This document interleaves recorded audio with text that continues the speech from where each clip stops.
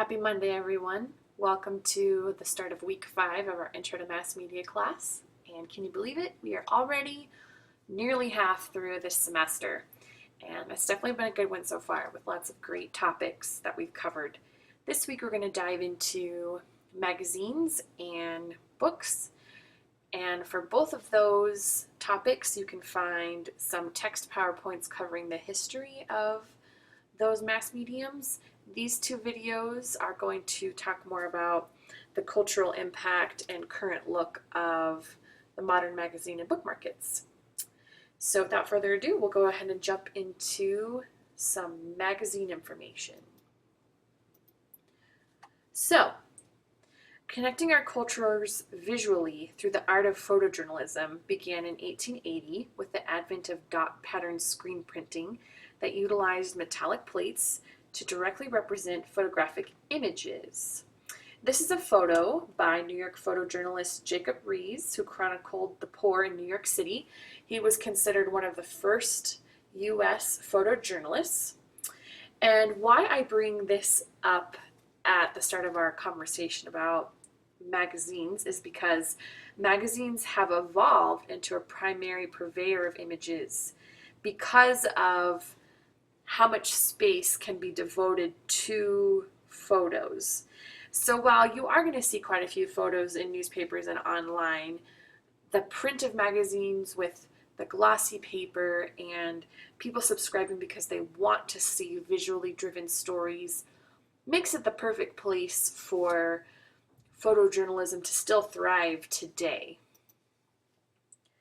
So the beginning of chapter 9 chronicles the foundations of magazines and the cultural shift of this medium from political in nature to primarily leisure, gossip, and entertainment, and then eventually to our modern market now, which is niche-driven magazines. The choices available to us today can be overwhelming. The primary purpose of most magazines is to foster dreams of better lived lives among their subscribers in whatever hobby or life area those individuals want to pursue. So instead of a generalized publication like a newspaper focused on just telling the news of the day, readers specifically choose subject matter in magazines to follow.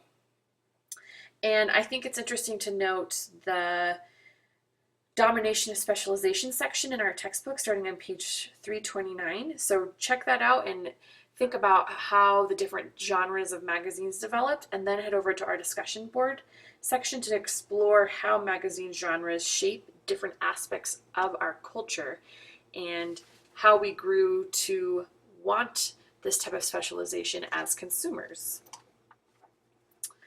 And just like every other arm of mass media, many magazines are jumping on the bandwagon of multi-platform convergence. Large companies such as Time Warner, which produces this magazine called Essence, they practice synergy.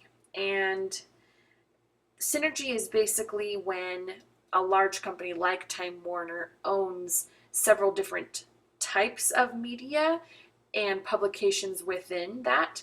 So obviously Time Warner produces movies, there's magazines, there's websites, there's TV shows, there's news shows. And because they own so many different types of media, they can cross-sell messages via these different media. So that's the concept of synergy.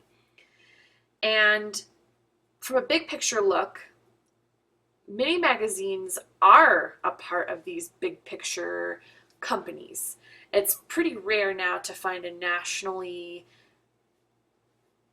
released magazine or even a regional one that's owned by just one small company.